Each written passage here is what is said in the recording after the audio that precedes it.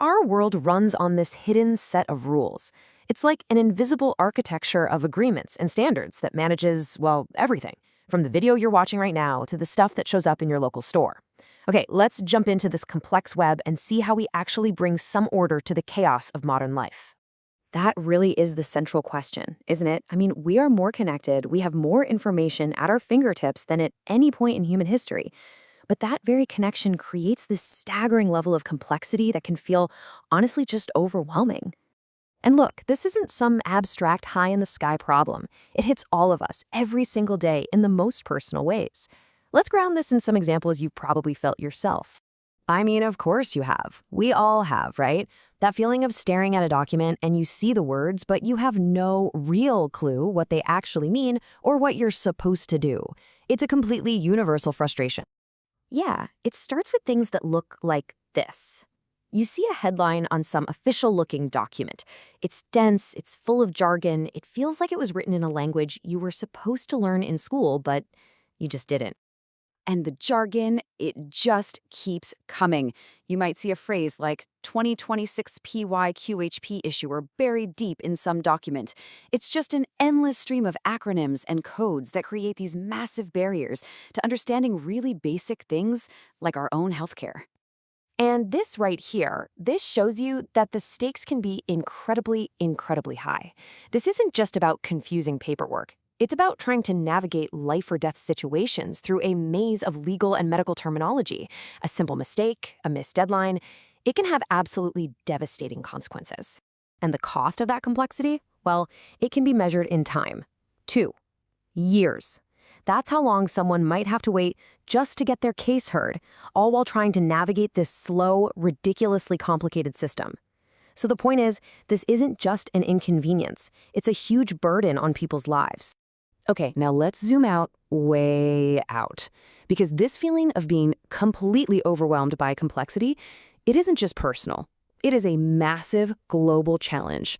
Every single product we buy, every message we send, it crosses borders and systems that are all governed by their own intricate, complicated sets of rules.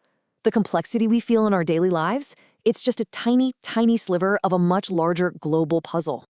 Just try to wrap your head around this number for a second. Over 400 free trade agreements. Each one is a dense document with its own unique rules, its own tariffs, its own requirements. Now imagine trying to manage a supply chain that crosses through, say, 5 of those zones. The potential for error is just enormous. And what's really interesting here is what this reveals about the gaps in this system. So in 2021, the World Customs Organization had over 4,000 seizures for tax evasion.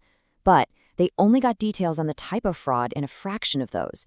And as for how it was done, almost nothing. This complexity creates blind spots where illegal activity can just flourish. So how do we even begin to manage all this?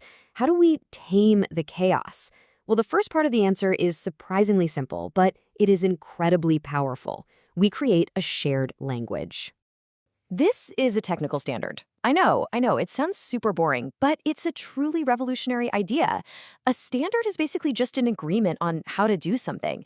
It's what ensures that a screw made in Germany will fit a nut made in Japan, or that your phone can connect to a Wi-Fi network anywhere in the world. It's magic. And these standards, they don't just appear out of thin air. They are painstakingly developed by global organizations like the ITU. These are the groups that somehow manage to get everyone in a room to agree on the fundamental rules that let our technologies and economies connect seamlessly. So what does this actually mean for you? Well, everything. These standards are what define how 5G works. They ensure the 4K video you're streaming is crystal clear. They set the security rules for your smart home devices and even create the frameworks for a future of digital identity. They are the invisible bedrock of our entire digital world. But standards are only part of the story. To truly handle the massive volume of information in our complex world, we needed a technological leap. And that's where, you guessed it, artificial intelligence comes in. We have incredible technology now that can literally X-ray an entire shipping container in seconds. But a human can't possibly analyze every single one of those images effectively. The real bottleneck has shifted from just gathering the data to making sense of it all. This shows the paradigm shift perfectly. Manual review, it's slow, it's prone to error, and it's retrospective. It's always looking in the rear view mirror. AI, on the other hand, is fast. It detects hidden patterns a human would totally miss, it fuses info from dozens of sources, and it shifts from looking backward to actually predicting future risks. In practice, it looks something like this. An AI flags a suspicious item in a scan, and it automatically cross-references it with the shipping manifest and intelligence from other ports. Then it presents all of that to a human operator on a single screen. See, this isn't about replacing the human. It's about empowering them to make faster, much better decisions. And this quote from the World Customs Organization really just sums it up perfectly.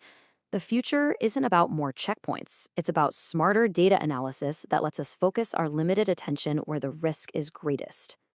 But with all this talk of standards and AI, it is so easy to forget the most critical component in all of this. The technology is only as good as the people who design it, run it, and oversee it.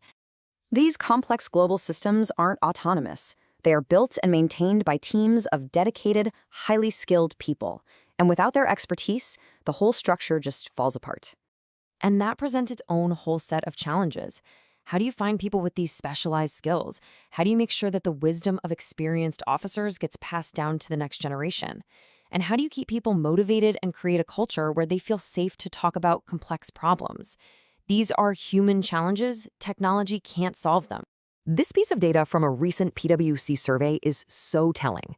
After fair pay, what do skilled workers want most? A fulfilling job where they can be authentic. So the crucial point is that keeping the human expertise we need to run our complex world, it's about way more than just money. It's about purpose and culture. Which leaves us with this question. As standards and AI keep bringing more and more order to chaos, automating all the routine tasks, what becomes the main role of the human in the system? Maybe it's not just about finding the needle in the haystack anymore. Maybe it's about asking whether we're looking in the right haystack to begin with. Definitely something to think about.